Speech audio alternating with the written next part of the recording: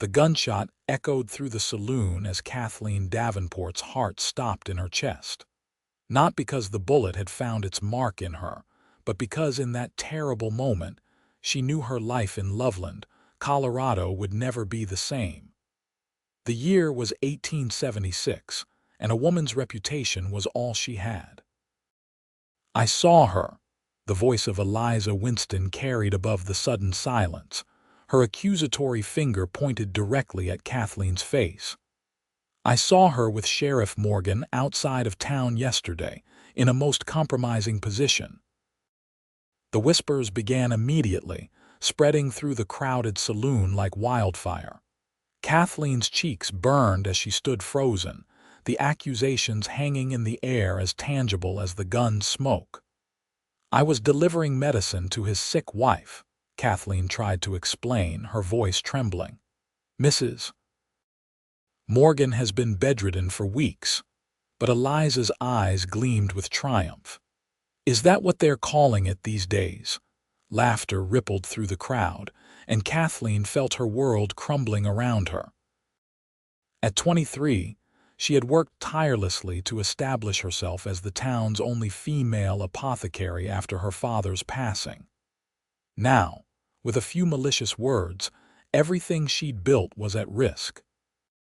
She gathered her skirts and fled the saloon, tears blinding her vision as the late afternoon sun hit her face.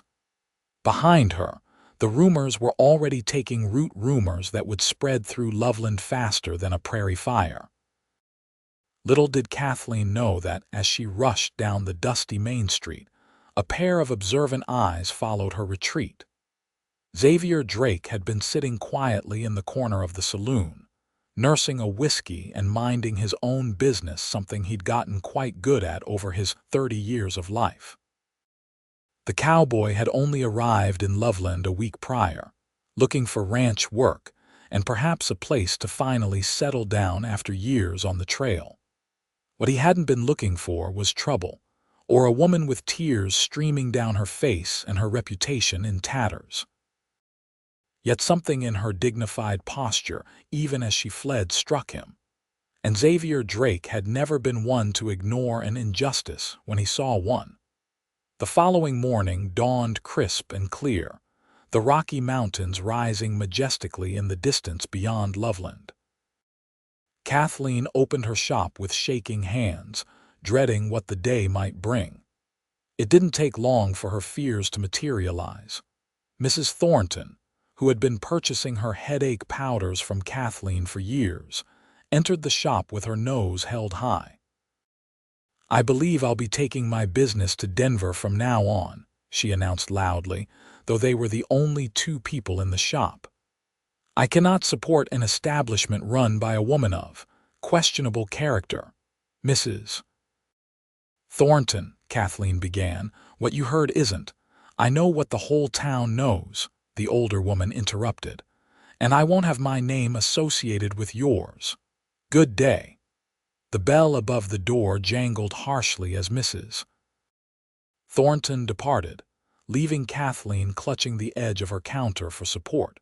3 more customers came and went in similar fashion over the next hour, each making it clear they could no longer patronize her business. By midday, she hadn't made a single sale. When the bell rang again, Kathleen steeled herself for another confrontation. Instead, a tall man in a worn hat and trail-dusted clothes stood in the doorway, his broad shoulders nearly filling the frame. She recognized him vaguely as a newcomer to town, though they hadn't been formally introduced. "Afternoon, madam," he said, removing his hat to reveal sun-streaked brown hair. "Name's Xavier Drake. I'm in need of some liniment for my horse if you've got any to spare."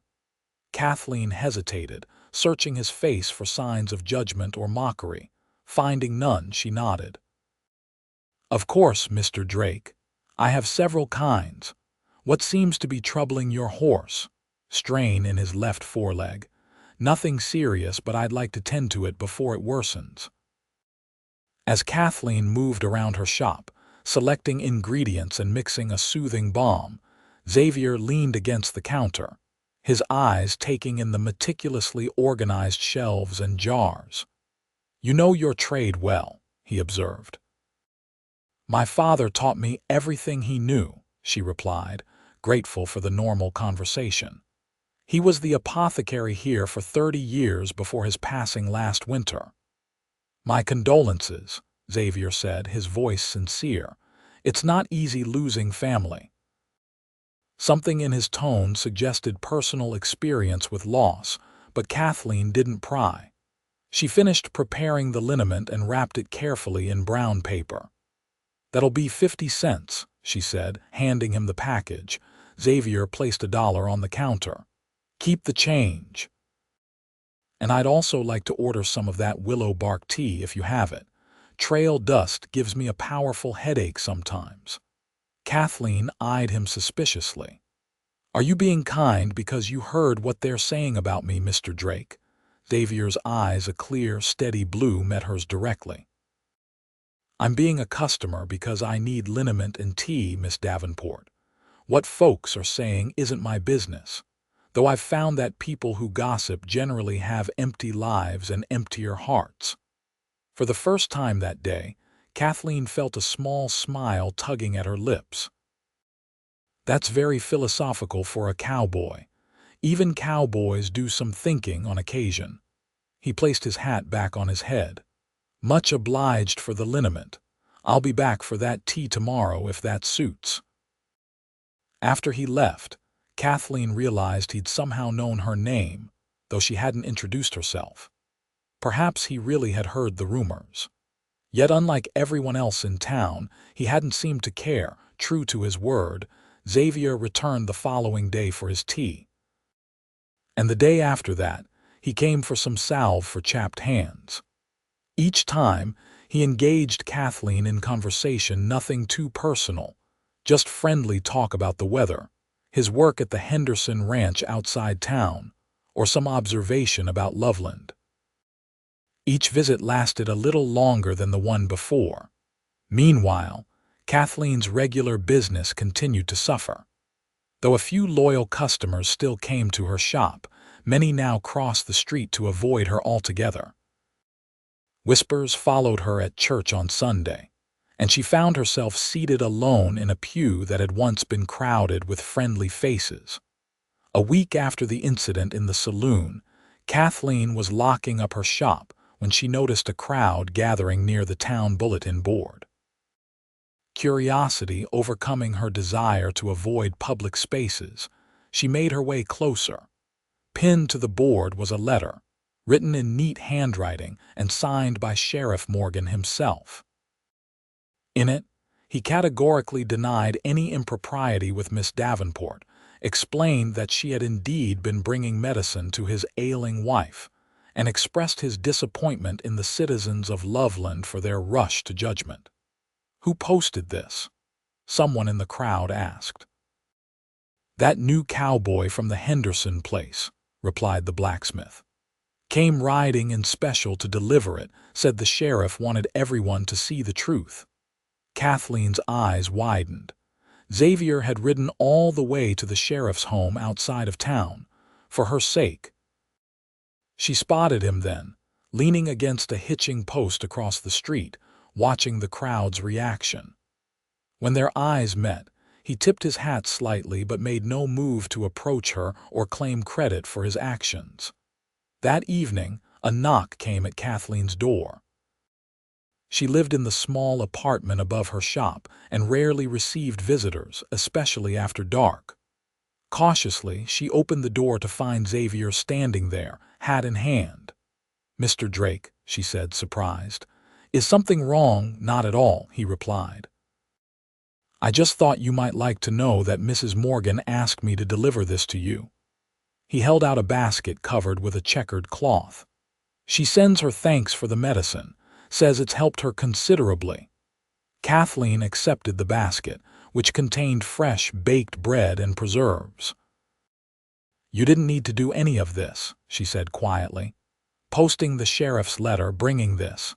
Xavier shrugged. Seemed like the right thing to do. Truth should count for something in this world. Why would you go to such trouble for a stranger?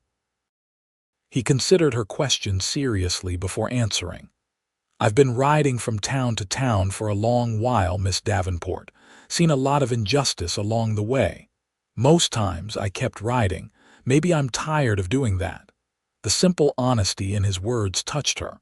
Would you like to come in for some coffee, Mr. Drake? I'd be honored, he said. And please call me Xavier. Then you must call me Kathleen. Over coffee at her small kitchen table, Kathleen learned that Xavier had been a ranch hand across 4 states, had fought briefly in the war as a very young man, and had come to Colorado looking for a place that felt right. He spoke little of family, except to mention that he'd lost his parents young and had been raised by an uncle who taught him to ride and rope. What about you? He asked. Have you always been in Loveland, born and raised? She confirmed. My father moved here in '48, just as the town was being established. He met my mother here, but she passed when I was 10.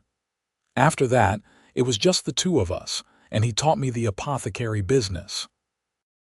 Xavier listened attentively, asking thoughtful questions and seeming genuinely interested in her answers. By the time he left that evening, Kathleen felt lighter than she had in days. The sheriff's letter had an immediate effect on some in town. By the end of the week, several of Kathleen's regular customers had returned, offering awkward apologies for their hasty judgments. Others remained standoffish, particularly those most influenced by Eliza Winston, who continued to spread insinuations despite the sheriff's denial. Xavier, meanwhile, became a regular sight in Kathleen's shop. His visits were often for legitimate purchases, but sometimes he simply stopped by to chat or to bring her interesting plants he'd found while riding the Henderson property that might have medicinal uses. One afternoon, as he examined a sprig of yarrow he'd brought her, Kathleen worked up the courage to ask the question that had been nagging at her. Why did Eliza do it? Spread such lies about me? Xavier looked up, his expression thoughtful. Some folks build themselves up by tearing others down. And you, being successful and independent, make an easy target. But I've never done anything to her. Sometimes existing is enough, Xavier said. You don't need her fine dresses or husband's money. You make your own way. Some people can't stand to see that. Kathleen considered this. Still, it seems so, deliberate, as if she wanted to destroy me specifically. Xavier was quiet for a moment. There might be more to it. Small towns have long memories. What do you mean? He hesitated, clearly uncomfortable with gossip. I've heard talk at the ranch. Years back, Eliza had hopes for your father after her first husband died, but he never returned her interest. My father, Kathleen was stunned, and Mrs. Winston, he never mentioned such a thing. Maybe he didn't think it important, or maybe he wanted to spare your feelings. But if it's true, she might see hurting you as a way to hurt him, even now. The idea was troubling, but it made a certain sense. Eliza had always been cold toward her, even before the incident at the saloon. Thank you for telling me, Kathleen said finally. It helps to understand, even if it doesn't excuse what she did. Spring gave way to early summer, and with it came an unexpected opportunity. Dr. Peterson, Loveland's aging physician, stopped by Kathleen's shop one morning with a proposition. Miss Davenport, I find myself overwhelmed with patients this season. Between the mining accidents and this persistent cough going around, I can barely keep up, he explained. Would you consider coming to my office 2 afternoons a week to help prepare remedies and tend to minor ailments? Kathleen was momentarily speechless. Working alongside the town doctor would be both financially beneficial and a professional step forward that few women in 1876 could hope for. I would be honored, Dr. Peterson, she finally managed. Excellent. There will be talk, of course, he added frankly. But I'm too old to care about gossip and too busy to indulge it. Your knowledge of medicines is what I need, not your social standing." As predicted, her new position reignited some of the whispers around town. Yet for every person who raised an eyebrow at her working closely with the doctor, another came to recognize her medical expertise. Gradually, her status in the community began to recover. Xavier was delighted by her news, his genuine pleasure in her success warming her heart. They celebrated with a picnic by the river on her day off, where he surprised her with a gift, a beautifully bound notebook for recording her medicinal formulas.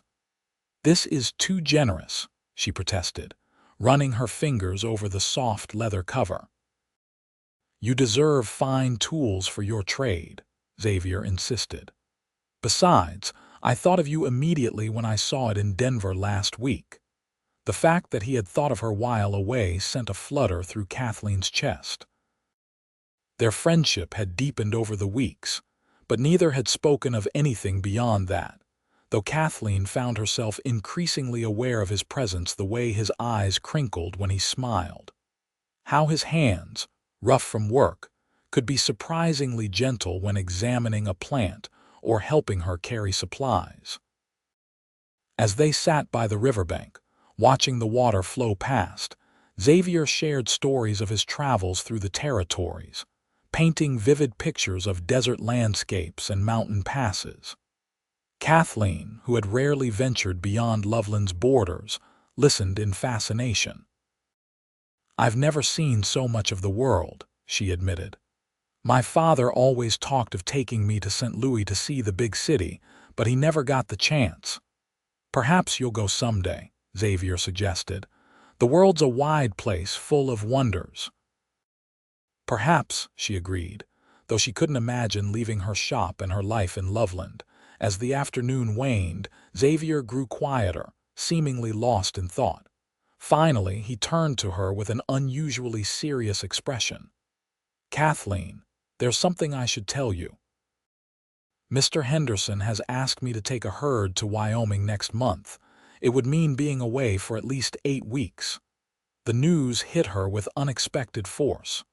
"Oh," she managed, trying to hide her disappointment. "That's a good opportunity for you." "It's good pay," he acknowledged.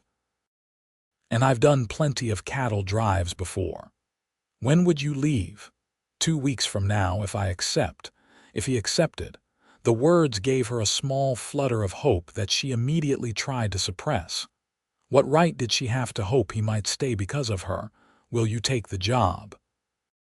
she asked, striving for a casual tone. Xavier studied the river, his profile strong against the late afternoon light. "I haven't decided yet. There are considerations that weren't there before."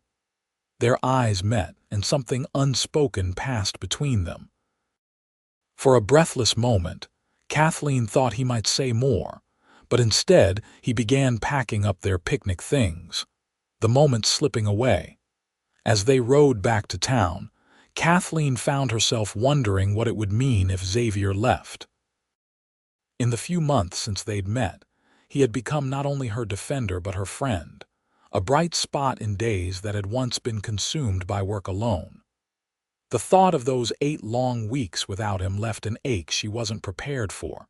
The next day, a Sunday, Kathleen attended church as usual.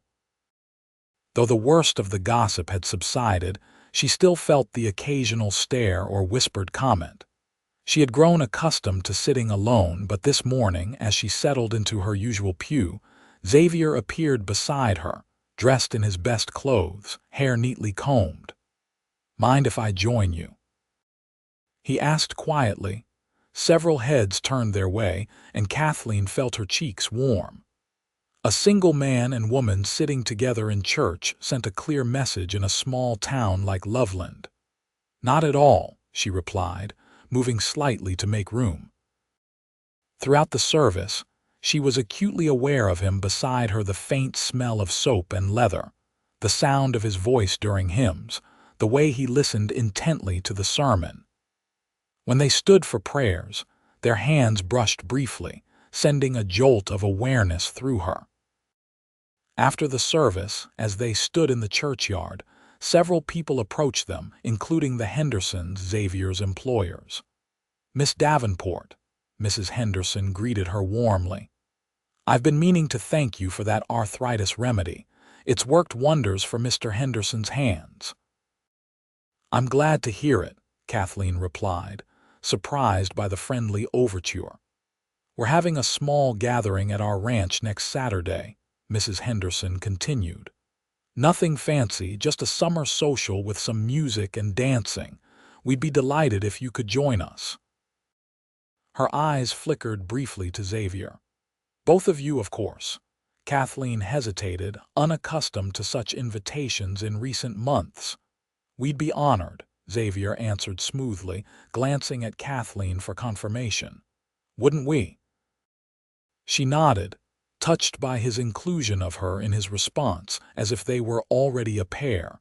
As they walked back toward town, Kathleen couldn't help asking, "Did you have something to do with that invitation?" Xavier looked genuinely surprised. "Not at all. The Hendersons throw these socials every summer, though I suspect Mrs. Henderson has her own ideas about why I've been making so many trips to town lately." The implication made Kathleen's pulse quicken. "And what ideas would those be?" Xavier's smile was warm as he looked down at her. "That I find the company of a certain apothecary far more interesting than ranch work." "Is she right?" Kathleen asked boldly, surprising herself. "She is," he confirmed, his blue eyes serious now. "In fact, I told Mr. Henderson this morning that I won't be taking that Wyoming job. I found reasons to stay in Loveland." Joy bubbled up in Kathleen's chest, but before she could respond, they were interrupted by Eliza Winston, who was just exiting the church with her husband, a prosperous banker 20 years her senior. "Well, isn't this cozy?" Eliza remarked, her smile not reaching her eyes. "Miss Davenport, I see you found someone new to tend to. I do hope Mr. Drake knows what he's getting into." Xavier straightened to his full height, towering over Eliza's petite form. "Mrs. Winston," he said, his voice level but carrying a quiet authority that made several nearby conversations pause. "I know exactly what kind of woman Miss Davenport is, dedicated to her profession, kind to those in need, and possessed of more dignity in her little finger than some show in a lifetime of Sundays." Mr. Winston tugged at his wife's elbow. "Come along, Eliza. Our dinner will be getting cold." Eliza's face had flushed an unbecoming red, but she allowed herself to be led away, though not before shooting Kathleen a venomous look. "You shouldn't have done that," Kathleen murmured as they resumed walking. "She'll only spread more rumors now." Xavier shrugged. "Let her. I'm not afraid of what people like Eliza Winston think, and you shouldn't be either." His unwavering support left Kathleen speechless. No one, not even her father, had ever defended her so fiercely. The days leading up to the Henderson social passed in a pleasant blur. Kathleen's work at Dr. Peterson's office was going well, and her own shop was slowly regaining business. The knowledge that Xavier had chosen to stay in Loveland rather than take the Wyoming job filled her with a warmth she carried everywhere. On the afternoon of the social, Kathleen stood before her small mirror, examining her appearance critically. She had worn her best dress, a blue cotton with delicate white piping that brought out the color in her eyes. Her auburn hair was swept up in a style that had taken considerable effort, with a few soft curls framing her face. It had been so long since she'd attended a social event that wasn't church that she felt almost nervous, like a girl at her first dance rather than a woman of 23 who ran her own business. A knock at her door announced Xavier's arrival. When she opened it, his appreciative gaze made her blush.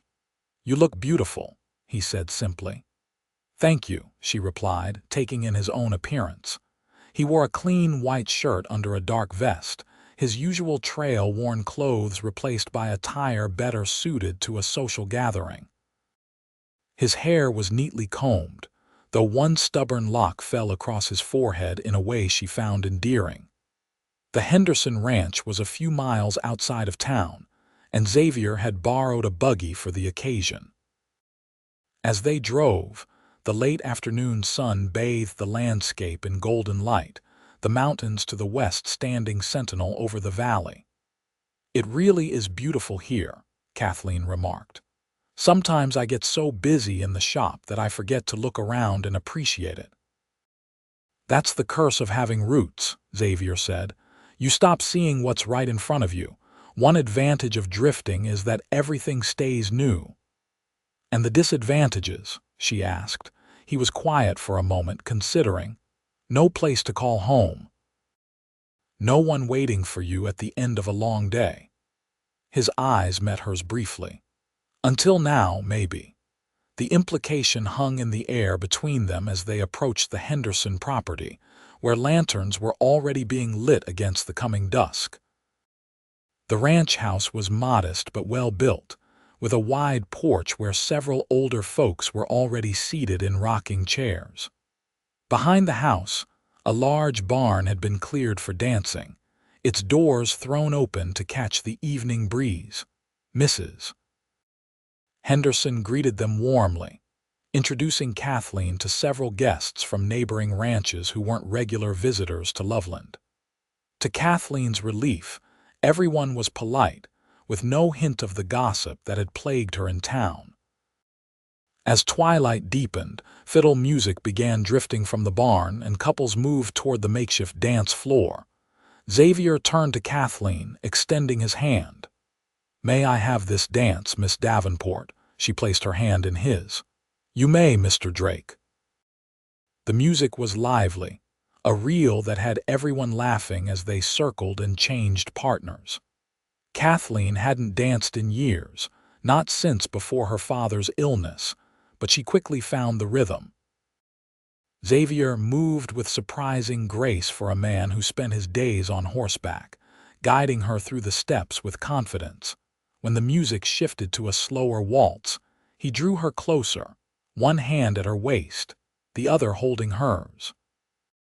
The proper distance between them gradually lessened as they moved around the floor until Kathleen could feel the warmth of him, smell the clean scent of soap and something uniquely Xavier.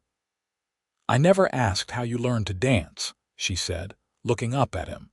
His smile was reminiscent. "My mother taught me when I was a boy. She insisted that a gentleman should know how to dance properly. It's one of the few clear memories I have of her." The personal revelation touched her. Xavier spoke so rarely of his past, especially his childhood. "She would be proud of the gentleman you've become," Kathleen said softly. Something flickered in his eyes: vulnerability, gratitude, and something deeper she couldn't name. For a moment she thought he might kiss her, right there on the dance floor surrounded by half of Loveland County. Instead, he squeezed her hand gently and continued to guide her through the waltz, though his eyes never left hers. Later, as the evening cooled, they stepped outside for some air. The ranch yard was dotted with couples seeking similar respite from the warm barn, but Xavier led her past them, toward a small garden where Mrs. Henderson grew flowers and herbs. "I wanted a moment alone with you," he explained, stopping beneath an arbor covered in climbing roses. "There's something I've been wanting to say." Kathleen's heart quickened. "Yes." He took both her hands in his. "When I came to Loveland, I didn't plan to stay. I've been moving from place to place since I was 18, never setting down roots. But then I met you, and for the first time I started thinking about tomorrow and the day after, and the year after that." "Xavier," she breathed, hardly daring to believe what she was hearing. "I know it hasn't been long," he continued, "and I know your reputation in town is only just beginning to recover. The last thing I want is to cause you more difficulty, but I need you to know that I care for you, Kathleen, more than I've ever cared for anyone. Emotion welled in her throat. I care for you too. His hands tightened on hers. I'm not a wealthy man. I don't have much to offer except honest work and a heart that's yours if you want it. I want it, she said immediately, surprising herself with her boldness. I want you, Xavier. These past months, you've been the only one to stand beside me when everyone else turned away. But it's more than gratitude I feel. When I'm with you, I'm happy, truly happy in a way I haven't been in a very long time. The smile that broke across his face was like sunrise. Slowly, giving her every chance to pull away, he leaned down and pressed his lips to hers in a gentle kiss that nonetheless sent fire racing through her veins. His hands came up to cradle her face as the kiss deepened, becoming something more urgent, more promising. When they finally broke apart, both breathing quickly, Xavier rested his forehead against hers. I've been wanting to do that since the moment I saw you running from the saloon, he confessed. She laughed softly. Not my finest hour. You were magnificent, he corrected her. Proud even in the face of injustice. I knew then that you were someone special. They might have stayed there longer, but the sound of approaching voices reminded them they were not truly alone. Reluctantly, they rejoined the party, though they remained close, their hands frequently finding each other throughout the evening.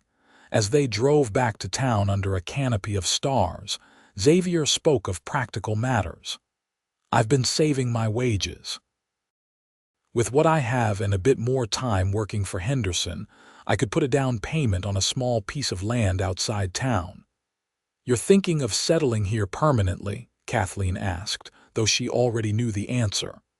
I am. Building something of my own, a small ranch perhaps. Nothing grand, but something that could grow in time. The implication was clear, and it filled Kathleen with joy and trepidation in equal measure. People will talk, she said pragmatically, about us, about me. Let them, Xavier said firmly. We know the truth, and in time they'll see it too. The months that followed were both challenging and wonderful. True to his word, Xavier continued working at the Henderson ranch, saving every penny he could spare. He courted Kathleen openly and honorably, taking her to church each Sunday, escorting her to town events, and often simply sitting with her in the evenings, reading or talking as she worked on medicinal preparations for the next day. The gossip, as expected, flared briefly at their courtship. Some in town clucked their tongues at the idea that the scandalous Miss Davenport had managed to catch a decent man. But Xavier's unwavering respect for Kathleen, combined with her growing professional reputation as Dr. Peterson's assistant, gradually shifted public opinion.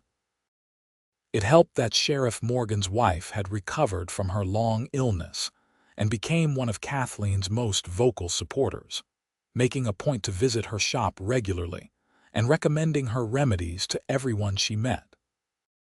Even Eliza Winston was forced to moderate her attacks, as fewer and fewer people were willing to listen.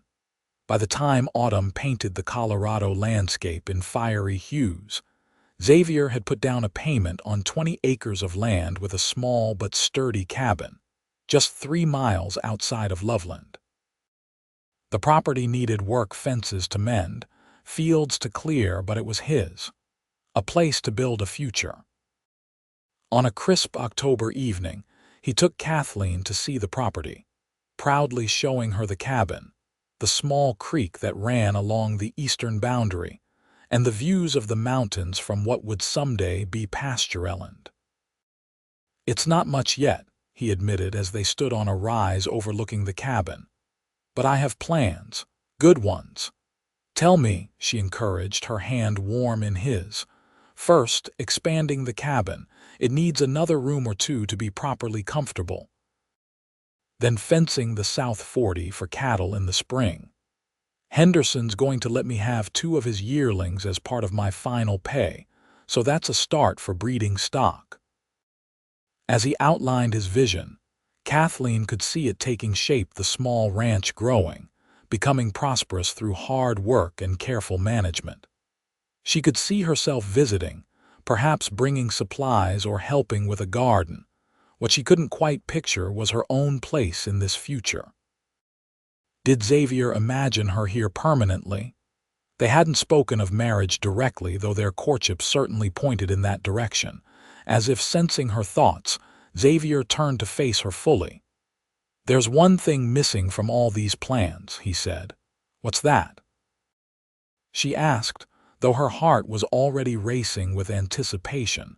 He took both her hands in his expression more serious than she'd ever seen it.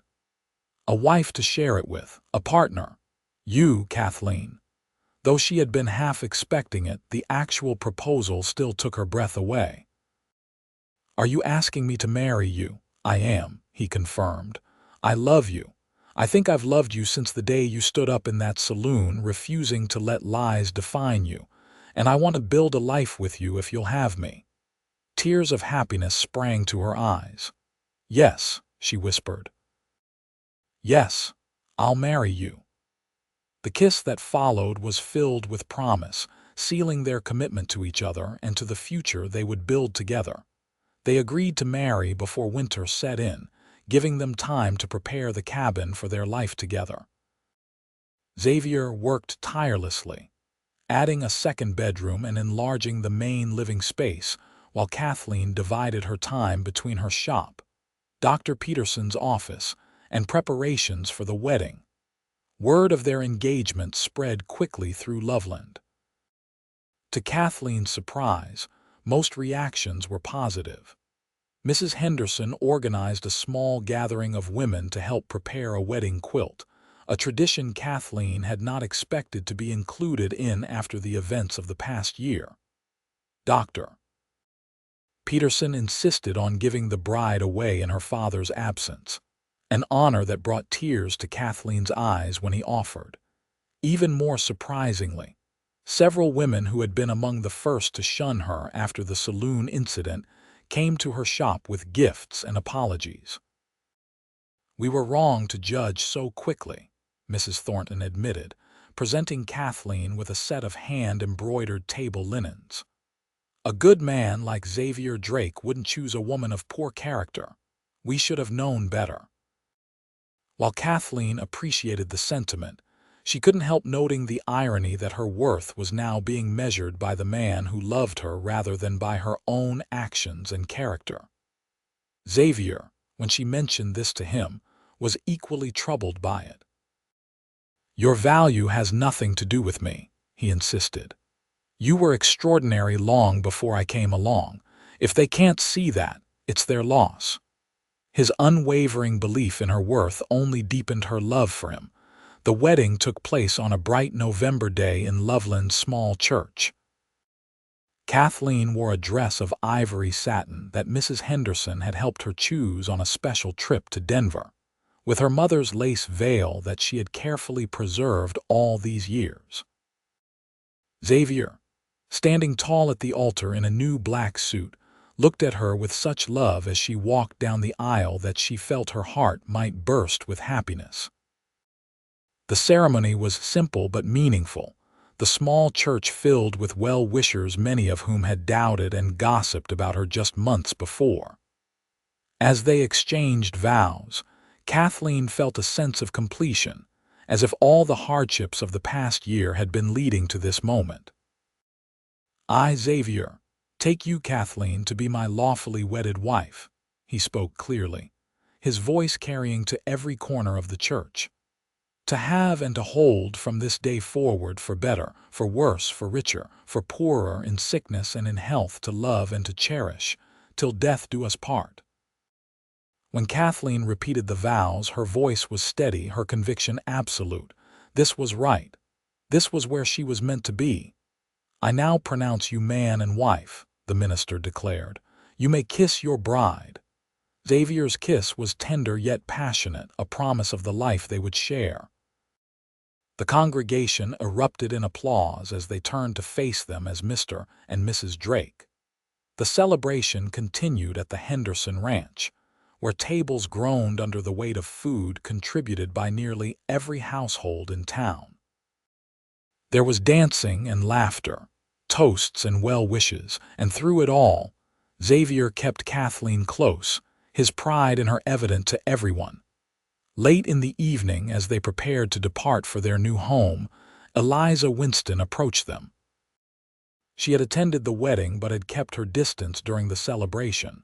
Now, with her husband at her side, she faced Kathleen with an expression that seemed almost pained. "I wish you happiness," she said stiffly. "Both of you." It wasn't quite an apology, but from Eliza, it was significant nonetheless. Kathleen nodded graciously. "Thank you, Mrs. Winston. I wish the same for you." As they rode away in the buggy Xavier had purchased for their wedding day, Kathleen leaned against her new husband's shoulder, exhausted but content. "Happy, Mrs. Drake?" he asked, wrapping an arm around her. "Incredibly so," she assured him. "Though I must admit, I'm still getting used to the name," he chuckled. "You'll always be Kathleen to me, the bravest woman I've ever known." Their cabin, when they arrived, had been transformed.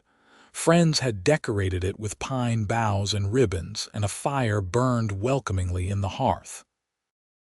Xavier lifted Kathleen over the threshold, a gesture that made her laugh with delight, before setting her gently on her feet in what was now their home. That night, as husband and wife, they discovered each other in ways they had only dreamed of during their courtship. Xavier's tenderness and passion awakened responses in Kathleen she had never imagined, binding them together in the most intimate expression of their love. Afterward, lying in his arms as moonlight filtered through the cabin windows, Kathleen marveled at how her life had changed in less than a year. "If someone had told me last spring that I would end the year married to a handsome cowboy on our own piece of land, I would have thought them mad," she murmured. Xavier stroked her hair gently. "And if someone had told me I'd finally stop wandering because I'd found everything I ever wanted in a small-town apothecary, I'd have said the same." Life as a married couple brought its own adjustments. Kathleen continued to run her shop in town, riding in with Xavier when he went to work at Henderson's and returning with him in the evening. It was a compromise they had agreed upon. Her business was too important to her to give up, and he respected her need for independence. At the same time, they worked together to build their own ranch. By spring, Xavier had acquired a small herd of cattle and 2 sturdy horses. He planted a vegetable garden for Kathleen, who also established a medicinal herb garden near the cabin. Together, they made plans for expansion, perhaps a larger barn next year, maybe even a proper house in a few years' time. The town's attitude toward Kathleen had shifted completely. Those who had once crossed the street to avoid her now stopped to chat, asking about Xavier and their growing ranch. Her shop thrived, especially after Dr. Peterson officially took her on as his assistant 3 days a week, giving her remedies his professional endorsement. "It's as if they've forgotten they ever thought ill of me," she remarked to Xavier one evening as they sat on their porch, watching the sunset paint the mountains. "People have short memories for their own mistakes," he replied. "But that's not entirely bad. It gives them a chance to do better." His wisdom never ceased to amaze her. For a man who claimed to be just a simple cowboy, Xavier had a deep understanding of human nature and a forgiveness that Kathleen sometimes struggled to match. In late summer, a year after they had begun courting, Kathleen discovered she was expecting a child. The news filled them both with joy and trepidation.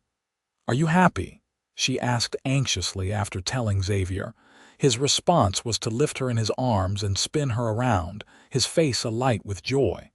"Happy doesn't begin to describe it," he declared, setting her carefully back on her feet. "Are you? It will change things for you with the shop and Dr. Peterson." "I'm overjoyed," she assured him, "and we'll make it work. Women have been balancing motherhood and work since the beginning of time." As her pregnancy progressed, Kathleen found herself surrounded by support. Mrs. Henderson and several other ranch wives shared advice and baby clothes. Dr. Peterson insisted on checking her health regularly and adjusted her work schedule to accommodate her changing needs. Even Eliza Winston, in an unexpected gesture, sent a beautifully carved wooden cradle that had belonged to her own children. Xavier was attentive to the point of hovering, something Kathleen found both endearing and occasionally exasperating. He insisted on taking over more of her chores, worrying about her riding to town, and constantly asking if she needed anything. "I'm pregnant, not made of glass," she reminded him one day when he tried to prevent her from carrying a basket of herbs from the garden. "I know," he said sheepishly, "but you're carrying our child. I can't help wanting to protect you both." How could she be annoyed with such loving concern? Instead, she kissed him and let him carry the basket, knowing that his protective instincts came from love. Their son was born on a cold February night in 1878 with Dr. Peterson attending and Mrs. Henderson assisting. After hours of labor that left Xavier pacing anxiously outside the bedroom, Kathleen delivered a healthy baby boy with a shock of dark hair and his father's blue eyes. "He's perfect," Xavier whispered when he was finally allowed in to see his wife and son. Tears shone in his eyes as he carefully took the infant in his arms. "Absolutely perfect." They named him William, after Kathleen's father, with Thomas as a middle name to honor the uncle who had raised Xavier. Young William Thomas Drake became the center of their world, bringing new joy and purpose to their lives. Motherhood changed Kathleen in ways she hadn't anticipated. The fierce love she felt for her son sometimes overwhelmed her, and she found new reserves of strength she hadn't known she possessed. She adjusted her work at the shop and with Dr. Peterson, often wearing William in a sling as she prepared remedies or tended to patients. Xavier proved to be a devoted father, as patient and loving with his son as he was with Kathleen. He would bring William with him while doing chores around the ranch, narrating everything he was doing as if the baby could understand every word. "He's explaining cattle breeding to a 3-month-old," Kathleen laughed to Mrs. Henderson one afternoon as they watched Xavier showing the baby a new calf. "That's how they learn," Mrs. Henderson replied with the wisdom of a woman who had raised 5 children. "And how fathers bond with their sons. My husband did the same with all our boys." By William's first birthday, the Drake Ranch had prospered beyond their initial hopes. Xavier's careful management and hard work had increased their herd significantly, and they had added a new barn and expanded their cabin with a dedicated room for William. Kathleen's apothecary business continued to thrive, with many of her remedies now being distributed to neighboring towns through Dr. Peterson's connections.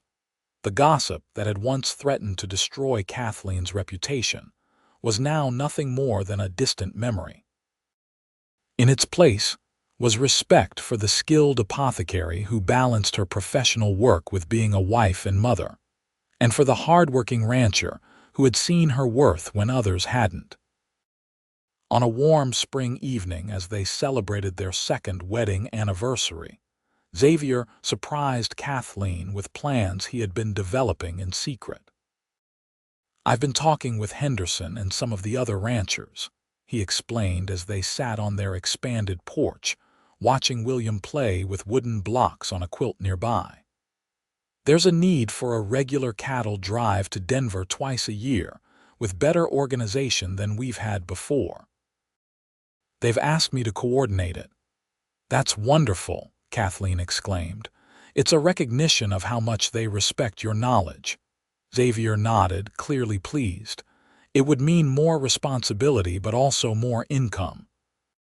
and it would only take me away from home for 2 weeks at a time, twice a year. The thought of Xavier being gone for 2 weeks made Kathleen's heart sink slightly, but she knew this opportunity was important for him and for their future. "I'm proud of you," she said sincerely. "There's more," he continued, taking her hand. "I've been saving again. With this new arrangement, we could build that proper house we've talked about, something with room for William to grow and maybe for more children if you wanted that." Kathleen's eyes widened. "Are you asking if I want more children?" Xavier's smile was tender. "I'm asking what you want for our future, all of it. The ranch, the family, your work. We built this life together, and I want to make sure we keep building it in a way that makes you happy." Tears pricked at Kathleen's eyes, not of sadness, but of overwhelming love. How far they had come from that day in the saloon when her world had seemed to be ending. Now she had everything she could have wished for: a husband who truly saw her as a partner, a beautiful son, work that fulfilled her, and a home filled with love. "I want it all," she said softly. "The house, more children, my work. I want our ranch to grow and thrive. I want to see William grow up strong and kind like his father. I want to grow old with you, Xavier Drake, watching the sunsets from our porch for decades to come." Xavier pulled her close, his kiss a promise of all those sunsets yet to come. "Then that's what we'll do, one day at a time." William toddled over to them, demanding to be included in their embrace. Xavier lifted him onto his lap, and the three of them sat together as the sun sank behind the mountains, painting the sky in hues of pink and gold. In that moment, Kathleen knew with absolute certainty that all the pain and gossip had been worth enduring for the happiness she now possessed. Her reputation, once torn apart by malice, had been repaired not only by Xavier's kindness, but by their love and the life they had built together. And as stars began to appear in the darkening sky, she offered a silent prayer of gratitude for the twist of fate that had brought a wandering cowboy to Loveland, Colorado, and into her heart forever. 5 years later, the Drake Ranch had become one of the most prosperous in the county. The new house Xavier had promised stood proudly on the rise overlooking their land, a comfortable 2-story home with a wide porch and large windows that caught the mountain light. The original cabin had been converted into Kathleen's workshop, where she continued to develop remedies that were now sought after throughout Colorado territory. William, at 6, was a sturdy boy with his father's adventurous spirit and his mother's quick mind. He had been joined by a sister, Elizabeth, who at 3 was already showing signs of Kathleen's determination, and by baby James, just learning to crawl and explore the world around him. The scars of the past had faded entirely. When new settlers came to Loveland, they knew Kathleen Drake only as the respected apothecary whose medical knowledge rivaled Dr. Peterson's, and as the wife of Xavier Drake, the rancher who organized the region's most successful cattle drives to Denver. Even Eliza Winston had eventually made peace with Kathleen, especially after Kathleen had tended to her during a difficult illness when no one else could help. It wasn't friendship exactly, but a mutual respect that had seemed impossible in those dark days after the saloon incident. On a golden autumn afternoon, as Kathleen watched Xavier teaching William to ride his own pony in the corral behind their house, she reflected on the journey that had brought them here. From scandal and whispers to respect and prosperity, from loneliness to a home overflowing with love. Xavier caught her watching and tipped his hat to her, his smile as warm as it had been the day they wed. In that smile was everything their past, their present, and the promise of all the years to come. Her reputation, once shattered by lies, had been made whole not just by Xavier's kindness, but by the truth of who she was: a woman of strength, dignity, and love. And in the end, That truth had proven more powerful than any gossip could ever be.